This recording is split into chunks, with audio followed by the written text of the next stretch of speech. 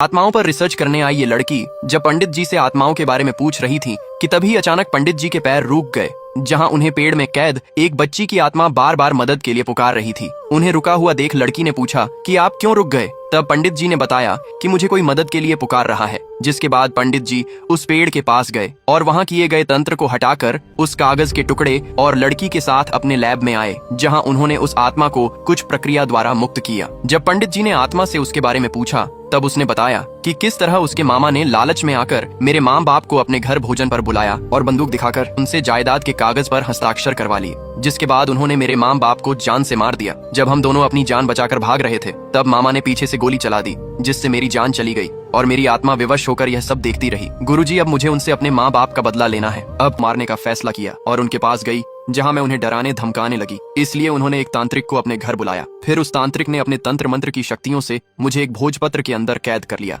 जिसके बाद उन्होंने मुझे कील ठोककर हमेशा के लिए उस पेड़ में कैद कर दिया। अब आपको ही गुरुजी मेरी मदद करनी होगी उनसे अपने माँ बाप का बदला लेने में। तब पंडित जी ने उसे कहा कि ठीक है, लेकिन तुम्हें एक शरीर की आवश्यकता पड़ेगी। कि तभी एक लड़की वहां आई जो उसी आत्मा की बहन थी। जैसे ही आत्मा ने उसके शरीर में प्रवेश किया तो वह बेहोश हो गई। तब पंडित जी ने उसे समझाया कि ये पहले से ही बहुत कमजोर है, इसलिए तुम उसके शरीर की मदद नहीं ले सकती हो। जिसके बाद पंडित जी ने उस आत्मा को एक बोतल के अंदर कैद कर दिया और उसे उसकी बहन को देकर संभाल कर रखने को कहा। छोटी बच्ची हमेशा अपनी बहन से बातें किया करती थी, लेकिन एक दिन गलती से किसी ने उसे खराब बोतल समझकर बाहर फेंक दिया। कबाड़ी वाले को मिल जाती है। इधर बच्ची उस बोतल को हर जगह ढूंढ रही थी, लेकिन वह नहीं मिली। अगले दिन जब कबाड़ी वाला उस बोतल को ठेले पर रखकर बेच रहा था तो उसकी आवाज सुनकर छोटी बच्ची बाहर आई और उस ठेले पर रखी बोतल को लेकर भाग गई। कबाड़ी वाले ने भी उसे नहीं रोका। इसके बाद आत्माओं पर रिसर्च कर रही लड़की उस बोतल और बच्ची के साथ पंडित जी के पास आई, जहां पंडित जी ने उस बच्ची को ध्यान मुद्रा में बैठने को कहा। उसके बाद जैसे ही पंडित जी ने बच्ची के माथे को छुआ तो वह बेहोश हो गई। फिर उन्होंने बोतल में कैद आत्मा को आजाद कर दिया, जिससे वह तुरंत अपनी बहन के शरीर में आ गई। पंडित जी उसे कुछ समझाते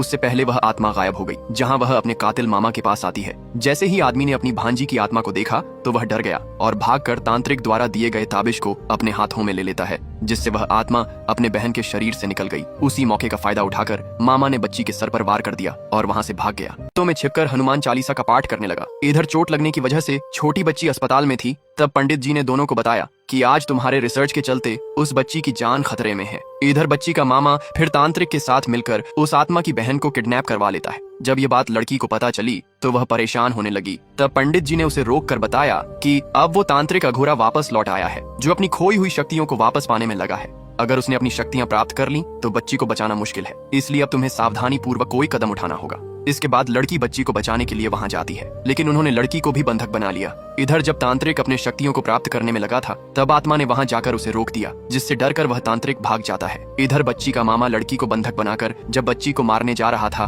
तब लड़की ने उन सभी को रोकना चाहा, लेकिन आदमी ने उस पर वार कर दिया और अपनी भांजी को मारने के लिए आगे बढ़ने लगा। कि तभी बच्ची के बहन की आत्मा उसके अंदर आ जाती है, जिससे देख आदमी डरकर वहां से भागने लगा, लेकिन आत्मा ने उसे मार दिया।